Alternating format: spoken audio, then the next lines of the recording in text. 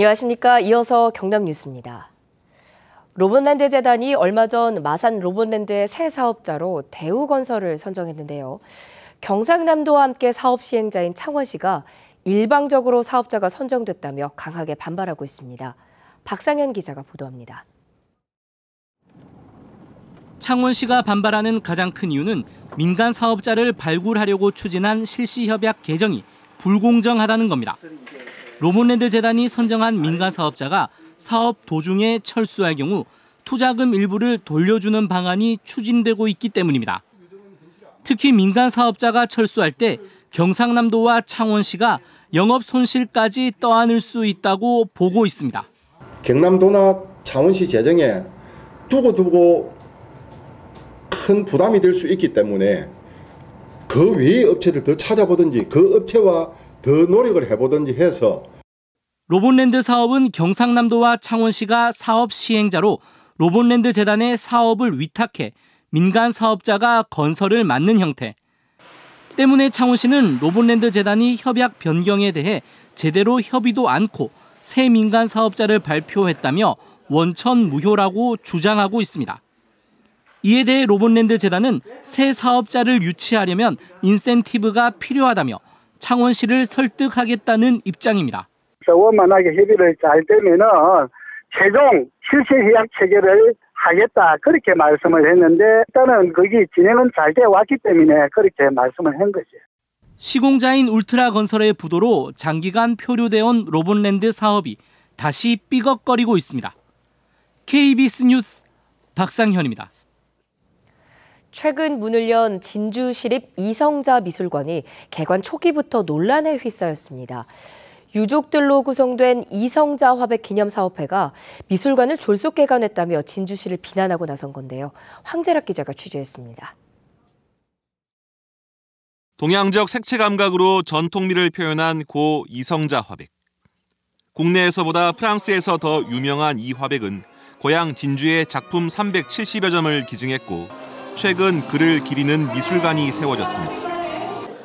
하지만 최근 문제가 불거졌습니다. 이 화백의 유족으로 구성된 기념사업회가 충분한 협의 없이 미술관 개관이 졸속으로 이뤄졌다며 진주시를 비난하고 나섰기 때문입니다. 이성자 기념사업회는 관장과 학예 연구사 등 전문 인력이 없고 작품 전시와 보관에 문제가 있다며 진주시의 시설 보완을 요구했습니다. 전문가와 대표 책임자 없이 개관을 하게 된 게 좀 안타깝다고 생각을 하게 됐거든요, 저희가. 그래서 이렇게 보도자료도 내게 됐고요. 이에 대해 진주시는 이성자 기념사업회가 작품 반환 등 다른 의도가 있다며 미술관 건립은 기념사업회와 협의할 문제가 아니라는 태도입니다. 관장 등 전문 인력 문제는 미술관을 운영하며 보완한다는 계획입니다. 학예사의 자문도 받고 또 미술회에서 하기 때문에 운영하는 데 대해서는 아직 문제가 없고 우리는 기념사업회 인정할 수가 없습니다. 양측의 갈등은 법적 다툼으로까지 번질 수도 있습니다.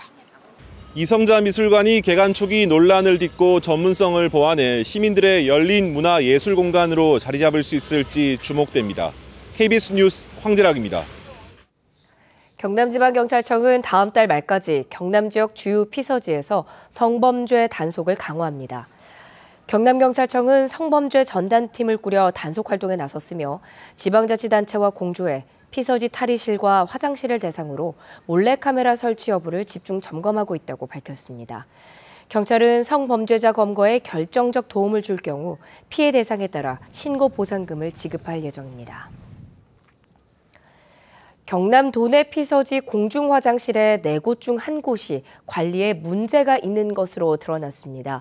경상남도와 전시군이 피서철을 앞두고 공중화장실 1,354곳을 합동 점검한 결과 27%인 370곳에서 이용에 불편을 주는 문제가 발견됐습니다. 이 가운데 130여 곳에서는 변기와 타일이 파손되거나 손 건조기가 고장나는 등의 큰 문제였고 240곳에서는 조명과 환기장치 고장, 장애인 화장실 사용 불편 등이 확인돼 수리와 시정 조치가 내려졌습니다. 이 낙동강 보가 준공된 지 4년이 지났는데요. 하천 바닥이 패이는 새골 현상이 계속되고 있는 것으로 보여서 보 안전성 논란이 끊이지 않고 있습니다. 환경단체와 학계가 현장 조사에 나섰습니다. 보도에 손원혁 기자입니다. 낙동강 창녕 함안보 앞. 시야가 바로 앞 30cm도 나오지 않습니다. 하천 바닥이 파이는 세구를 방지하는 바닥보호공 등이 제대로 있는지 확인하는 건데 쉽지 않습니다. 한참 뒤 콘크리트로 보이는 구조물 아래 흙이 유실된 구간이 일부 확인됩니다. 수심이 급격히 깊어지는 구간도 있는 것으로 추정됩니다. 돌 하나 잡았는데 굴러 떨어져 갖고 수심 대보니까 19.8m. 그러니까 완만한 게 된 게 아니라 그냥 폭 꺼졌어. 조사에 나선 환경단체와 학계에서는 세굴이나 바닥보호공 유실을 의심합니다. 올해 이미 수자원공사는 유실된 바닥보호공 15에서 20m 구간을 포함해 28억 원을 들여 보수공사를 했습니다. 수자원공사는 지난 5월 자체 수중조사에서 문제가 없었다고 맞섭니다. 저희들이 이 부분을 수중조사를 다 했습니다. 했는데 아무 문제가 없었습니다. 근데 지금 이제 이렇게 말씀을 하시니까 다시 한번 조사를 하는데 지난 2012년 세굴로 하천 바닥이 수심 26m까지 내려간 곳이 있었는데 이번엔 30m 구간도 측정됐다는 겁니다. 지속적으로 보의 안전성을 위험할 수 있는 세굴이라든지 다음에 보호 밑으로 계속 모래가 파여나가는 현상. 조사팀은 보호 안전성과 강 오염도를 분석해 다음 주 결과를 발표할 예정입니다. KBS 뉴스 손원혁입니다.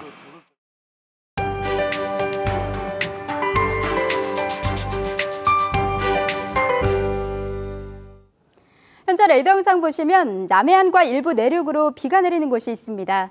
하지만 지금 내리는 비는 오늘 아침 중에 대부분 그치겠고요.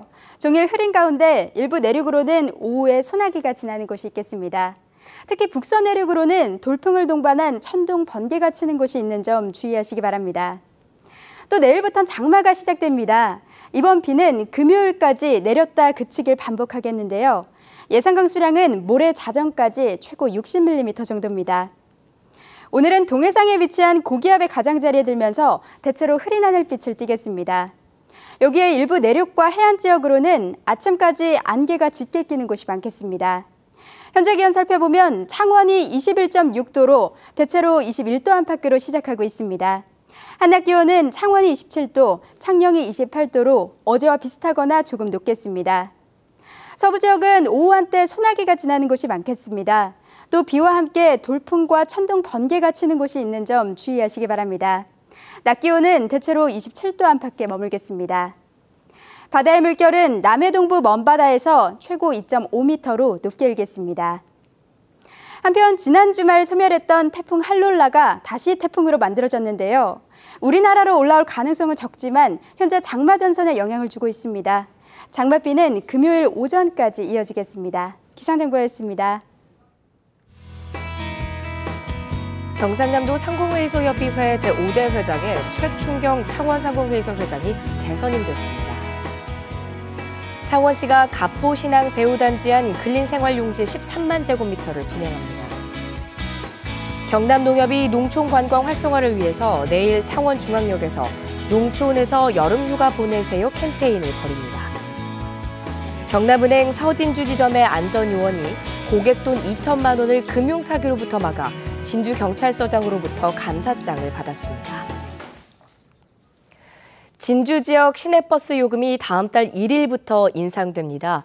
이번 시내버스 요금 인상은 경상남도 소비자정책심의위원회를 거쳐 경남 전체 시군에 걸쳐 적용되는 것으로 현금은 1,200원에서 1,300원으로 교통카드는 1,250원으로 기존보다 100원에서 150원씩 인상됩니다. 청소년 요금은 현금은 인상 없이 900원이지만 교통카드는 850원으로 50원 인상되고 어린이 요금은 동결됐습니다. 다음 달부터 석 달 동안 경남에 아파트 6천 가구가 입주할 것으로 보입니다. 국토교통부는 전국 입주 예정 아파트 현황을 조사하고 8, 9, 10월 석 달 동안 전국에 7만 3,300여 가구, 경남에선 5,917가구가 입주할 것으로 조사됐다고 밝혔습니다. 시기별로는 다음 달에 750여 가구가, 오는 9월에는 1,550여 가구, 오는 10월에는 3,600여 가구가 입주할 것으로 조사됐습니다. 김한표 새누리당 국회의원이 남부내륙 고속철도 해상교량 공사비 산정에 문제점을 지적했습니다.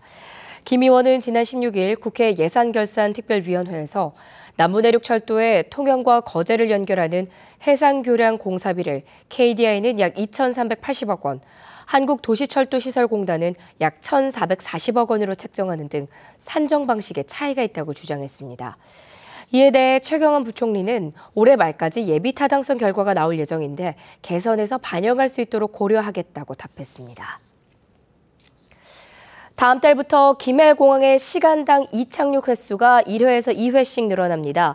새누리당 김도우 의원은 국토교통부가 김해공항 착륙 절차를 변경해 운항 횟수를 늘리기로 하고 우선 다음 달부터 시간당 1, 2회 증대하기로 결정했다고 밝혔습니다. 국토부는 김해공항 활주로 포장 공사와 운항 횟수 증대를 위한 설비 설치를 내년 말까지 마무리한 뒤 운항 횟수를 추가로 늘릴 계획입니다.